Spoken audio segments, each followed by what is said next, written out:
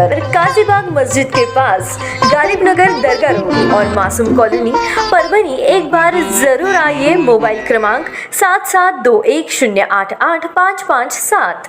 चलते आज की सबसे बड़ी और खास खबर की तरफ। खास खबर यह है कि परभनी के जिलाधिकारी दीपक मुगड़ीकर इन्होंने 17 अप्रैल 2021 से 22 अप्रैल 2021 तक पूरी तरह से परभनी जिले में जो कर्फ्यू लगाया है उसका इम्प्लीमेंटेशन पिछले 2 दिन से लगातार होता हुआ नजर आ रहा है। साथ में आज 18 अप्रैल 2021 को परभनी शहर की पूरी दुकानें बंद नजर आई। जब हम मार्केट का जायजा लेने गए तो ऐसी सूरत में किसी भी दुकान को हमने खुली नहीं देखा।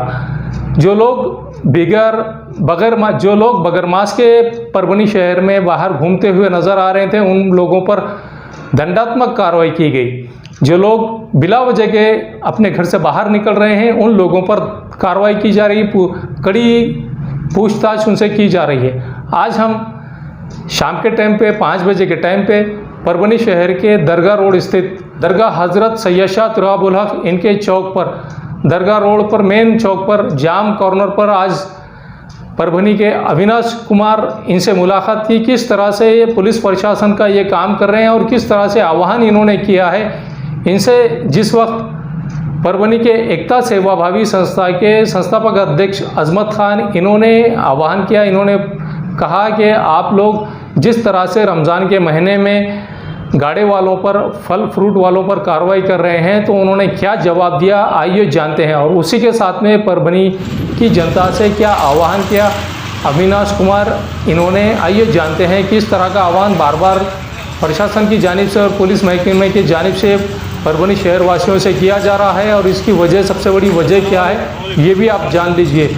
जिस तरह से परभनी ज़िले में कोरोनाग्रस्तों की तादाद दिन ब दिन बढ़ती जा रही है और दिन ब दिन कोरोनाग्रस्तों की तादाद बढ़ने की वजह से परभनी शहर में किसी तरह से अब बेड अवेलेबल नहीं है। उसी के साथ में कोरोनाग्रस्तों को संभालने के लिए परभनी शहर में ऑक्सीजन की कमी होने की वजह से भी हाहाकार मचा हुआ है। उसी के साथ में रेमेडी इंजेक्शन की भी कमी है। ये दोनों चीज़ों की कमी होने की वजह से पूरी तरह से पुलिस महकमे के लोग इस बात पर लगे हुए हैं, जद्दोजहद कर रहे हैं कि लोग पूरी तरह से अपने घरों में महफूज रहे, कोई भी अब कोरोनाग्रस्त ना हो। ऐसी मेहनत पुलिस महकमे के लोग कर रहे हैं और अपनी जान को जोखिम में डालकर ये काम किया जा रहा है पुलिस महकमे की जानिब से। लगातार पुलिस महकमे की जानिब से और कलेक्टर ऑफिस के परभनी के उप जिलाधिकारी डॉक्टर संजय कुंडेटकर ये पूरी तरह से मुस्तैदी के साथ में काम करते हुए नजर आ रहे हैं। आइए जानते हैं। और उसी के साथ में परभनी शहर के, परभनी के एकता सेवाभावी संस्था के संस्थापक अध्यक्ष अजमत खान इन्होंने परभनी के जिलाधिकारी दीपक मुगड़ीकर साहब इनसे किया और रिक्वेस्ट की, आइए ये भी जानते हैं। और हमारे साथ में जुड़े हुए हैं परभनी के एकता सेवाभावी संस्था के अध्यक्ष अजमत खान, आइए जानते हैं इनसे क्या इन्होंने कहा है परभनी की जनता से। और परभनी के जिलाधिकारी दीपक मुगड़ीकर साहब इनसे भी इन्होंने क्या कहा है और किस तरह की इन्होंने प्रतिक्रिया दी है। जनता को बार बार आह्वान कर रहे हैं ये सोशल डिस्टेंस का ख्याल रखें और कोरोनाग्रस्त होने से बचें। उसके बावजूद लोग नहीं सुन रहे हैं, क्या कहना चाहेंगे? सबसे पहले तो अस्सलाम वालेकुम, आदाब और नमस्कार पूरी परभनी की जनता को कि एक रमज़ान का पाक महीना है तो सबको मेरी तरफ से शुभकामनाएं, बधाई। बट इसी में एक देखना है कि काफ़ी गंभीर समस्या है हमारे परभनी ही नहीं पूरे देश में और पूरे वर्ल्ड में। तो उसके लेके जो एक रमज़ान का स्पिरिट और उल्लास, हर्षोल्लास होना चाहिए वो काफ़ी कम है इस बार। हम लोग अपने घरों में मना रहे हैं, अपने परिवार के साथ ही इफ्तार जैसी चीज़ें, शहरी सब हम लोग घर के करने का हमने निश्चय किया है। और 17 से 22 तक जो एक पूर्ण लॉकडाउन की माननीय डीएम साहब ने, एसपी साहब ने, इन सब ने ऑर्डर निकाला है और समाज के लोगों ने भी इसे एक्सेप्ट किया है। तो हम चाहते हैं कि ये पूर्ण लॉकडाउन हो। बट कुछ लोग अभी भी बिना कारण फिरते हैं और फिर हमारे स्टाफ को एक्सक्यूज़ देते हैं। आप देख ही रहे हैं यहाँ पे कि मेडिकल रीजन से निकल रहे हैं, उनके रीजन्स भी हैं। अगर उनके पास आई कार्ड है, कुछ प्रिस्क्रिप्शन है, ज़रा सा भी हमें लगता है कि जेन्युइन रीजन है तो हम उन्हें छोड़ते हैं। बट इतने सब के बाद भी अगर कुछ नेग्लिजेंस रखते हैं और अगर बिना कारण फिरते हैं तो अब हम उन पर स्ट्रिक्ट कार्रवाई करेंगे। ये हमारी तरफ से एकदम चेतावनी है, वार्निंग है कि पहले हमारे साथ कोऑपरेट करिए, आप घरों में रहिए। लेकिन अगर बिना किसी जेन्युइन रीज़न के अगर आप ऐसे ही फिरते हैं, ग्रुप बना के घूम रहे हैं, तो हम लोग कोई हमारे पास दूसरा चारा नहीं है but to take some strict action. इसलिए मैं खुद भी देखिए अभी सड़कों पे हूँ, कल 2-3 दिनों से यहाँ पे सारे पोस्ट पे जाके मैं खुद काम कर रहा हूँ। एसडीएम साहब निकले हुए हैं, डीएम साहब निकले हुए थे, ताकि आप घरों पे रहें। एक रिक्वेस्ट है सर जी। कल जो गाड़ी लगाए थे जी तुम्हारे नाललपेट एरिया में जो जी। गाड़ी रोड से लेके जी। गए, तो क्या उनको वही जगह पे कार्रवाई करके उनके ऊपर पौती फाड़ नहीं सकते थे? क्या लोगों को एक अलग मैसेज गया ना, रोजगार थे सर, जी। 2 घंटे वो पीछे पहले रोजगार थे जी। और असल में सर उन्होंने व्यापारी से लेके आए थे और वो माल बेचने के लिए रुके थे। ठीक है, उनके वहीं पे लोगों को ऐसा ला के ले जाके बताए, जी। वो आपको अच्छा लगा कि हमको भी लोग नहीं, देखिए मैं बताऊं, कोई भी हम लोग दंडात्मक कार्रवाई करते हैं, जी।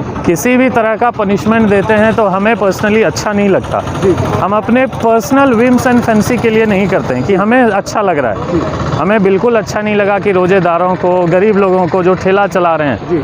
उनका काम रुकवा के लाएं। बट आप देखिए कि 17 से 22 तक पूर्ण लॉकडाउन जिसमें बोला गया है बेशक है ना, लेकिन रमजान उसमें नहीं, वही मैं बता रहा हूँ जी। कि अगर ठेला लगाते हैं तो जो दुकान जिसने बंद किया है जी उन पे तो जुल्म हो गया ना। बिल्कुल। उन्होंने बंद किया लेकिन कुछ लोग खोल के चला रहे हैं, तो उन पे भी हमने उनका सीज नहीं किया कल, क्योंकि हमें खुद अच्छा नहीं लगा। एडिशनल सर भी आए, मैं भी कल नानलपेट गया, एडिशनल एसपी सर भी आए, हमने उनसे बहुत अच्छे से बात की कि देखिए आपका कोई सामान हमने नहीं लिया, जितने उनके फ्रूट्स थे सब वापस किए और उनका ठेला भी हमने शाम में वापस कर दिया। बहुत अच्छी बात है, बहुत खुशी ठीक की बात है, बहुत है, अच्छा उनसे मैसेज दे रहे और हैं। उनको जब वापस किया तो मैं खुद गया बहुत अच्छी कि बात मैं जाके समझाऊं उनको। जी जी सर। उनसे जाके बात करके हमने बात की कि ये आप क्या बताते हो, आपके लिए गलत है या क्या लगा आपको? जी, जी। उन्होंने खुद एक्सेप्ट किया कि ये गलत हुआ है, जी।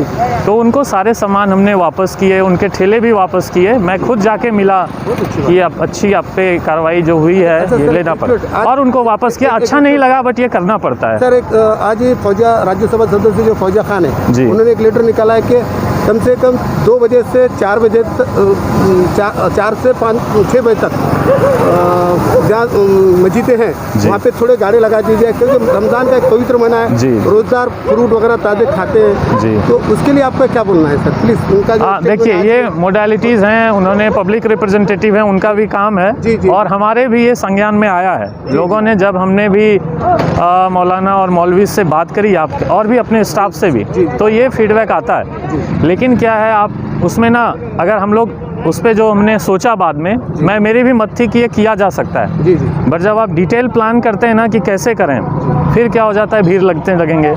हमारे यहाँ कई सारे मस्जिदें हैं, कई सारे एरियाज़ हैं, गली हैं, आप 2 को अलाउ करोगे, 4 और आएंगे, फिर आप रोकोगे कैसे? नहीं, मैं बता रहा हूँ, मेरी कंप्लीट करने दीजिए। जी जी तो ये हो जाता है ना कि एक प्रैक्टिकल डिफ़िकल्टीज़ हैं कि अगर आप अलाउ करेंगे फिर वो आएंगे 2 बजे तक, अपने घरों से लेके आएंगे, जी जी तो आप उनको बीच में कैसे रोकोगे? वो बोलेंगे कि 2 बजे से अलाउ किया है तो मैं ठेले लेके वहाँ जा रहा हूँ, बीच में आप नहीं रोक सकते। 4 से 6 तक सिर्फ नहीं, ठीक है, 4 से 6 बोला ना, जी। 4 बजे वो आसमान से तो नहीं आ जाएंगे, नहीं, रोड से ही। अपने घरों से आ रहे होंगे, तो आप इनको बीच में कैसे रोकोगे? मान लो 3 बजे से निकलना स्टार्ट करेंगे, तो बीच में रोकना, फिर लिमिटेड भीड़ अलाउ करना, ये सब के कारण बहुत प्रैक्टिकल डिफ़िकल्टीज़ हैं। ये मैं जानता हूँ, ये दुख भरा टाइम है और थोड़ा बहुत हमें कंसेशन देने चाहिए, बट ये 22 तक जो है ये पूर्ण लॉकडाउन है। इसमें हमें थोड़ा सा कष्ट उठा के देखिए, सब लोग, हम लोग भी इसीलिए एडमिनिस्ट्रेटिव के जितने सीनियर ऑफिशियल्स हैं रोड पे रहते हैं, ये 22 तक हमें अच्छे से पालन करना है। उसके बाद कंसेशंस देने की जो बात आएगी, अगर केसेस में हॉल्ट होता है थोड़ा, जी जी और अगर सीनियर ऑफिशियल, डीएम सर, पालक मंत्री ये सब डिसाइड करते हैं तो वैसा करेंगे, लेकिन अभी उसमें बहुत प्रैक्टिकल डिफ़िकल्टीज़ है। मैंने पर्सनली एसपी सर से बात करी इस मामले में कि क्या हम लोग कुछ ऐसा अलाउ कर सकते हैं क्या 2 घंटे के लिए लिमिटेड व्हीकल के ठेले के साथ, बहुत अच्छी बात। और पैकेज में छुआरा ये सब देखे, बट वो प्रैक्टिकल बहुत डिफ़िकल्टीज़ हैं, इसलिए कर रहे हैं। तो एक बार फिर से आप लोगों को बधाई है।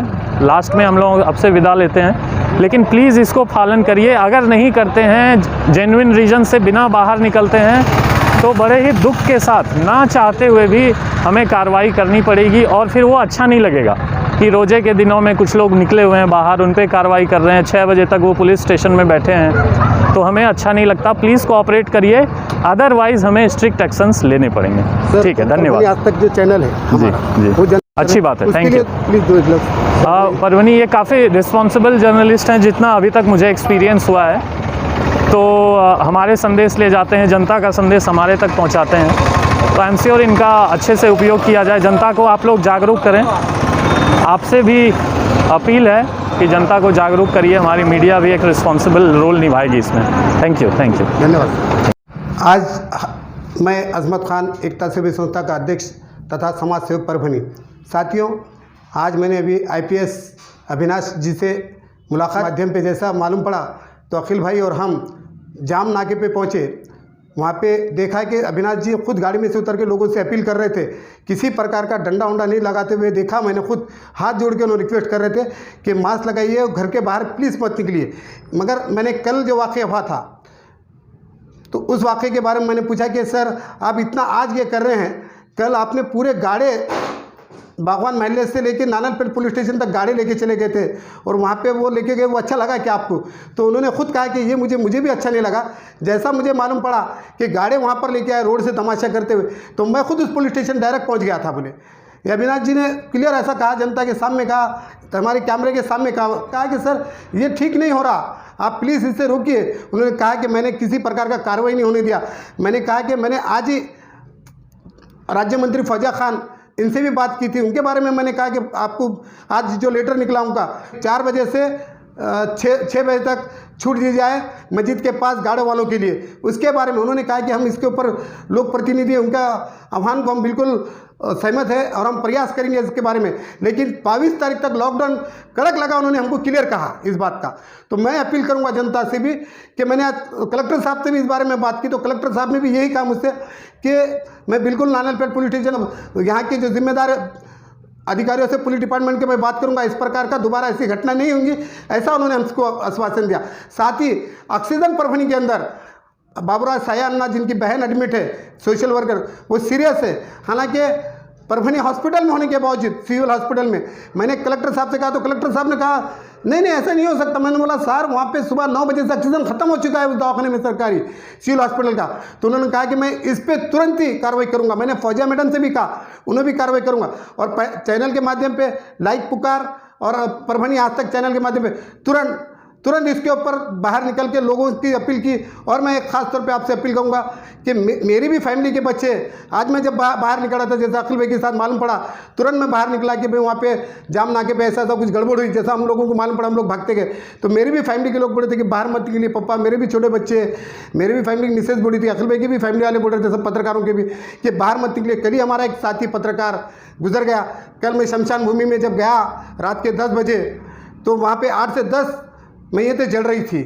मुझे भी परभनी शहर के ही थे लोग, लेकिन बाजू में एक लकड़ी की दुकान है। मैंने उससे कहा कि उसने एक ही बात मुझसे की, वो बहुत प्यारी थी बात, दोस्तों याद रखिए। उसने कहा ये जो इंसान जल रही है उनके लिए हमको लकड़ी देना अच्छा नहीं लग रहा, लेकिन रोटी अगर से बनने के लिए लकड़ी देती है पेट बुझाने के लिए किसी, तो वो हमको सबसे ज़्यादा खुशी होती है। ये बहुत प्यारी बात की उस इंसान ने। मैं एक बात ज़रूर कहूँगा, हम हो से हिंदू मुँह से मुस्लिम बना हम, तो हम लोगों को एक ही अपील है कि रमज़ान का दिन है और रमज़ान में अल्लाह से जितनी चाहे उतनी रोज़ा रख के दुआ कीजिए, अल्लाह ताला इंशाअल्लाह इस बीमारी को दूर करेंगे।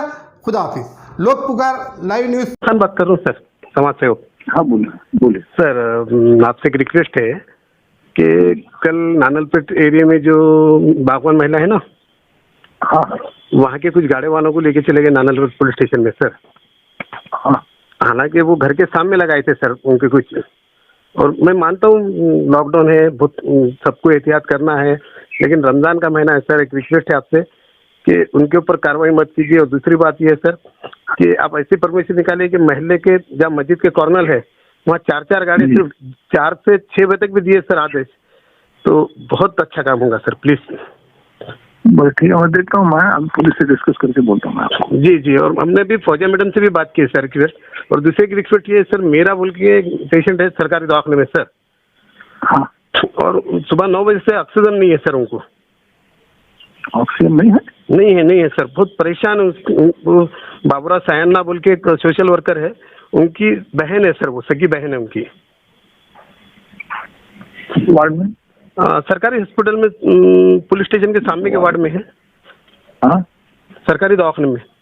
परभनी के। कौन सा वार्ड, कौन सा? परभनी का वार्ड, जो पुलिस स्टेशन के सामने जो वार्ड है ना अपने अंदर का, पुलिस चौकी जो अंदर है, तो सारे वार्ड है, वो बर्न वार्ड है, ऐसे अलग अलग है ना वहाँ? बात का तो वो साकला प्लॉट की है, मेरा नाम है पेशेंट का सर। नहीं, तो वार्ड का नाम बताओ। अच्छी बात है सर, मैं उनको पूछ के मैं आपको फोन लगाता सर फिर। हाँ, बताओ। वार्ड का पूछ के। प्लीज सर, उतना पेशेंट के लिए प्लीज सर। हाँ ठीक है, शुक्रिया सर। जी जी, ओके।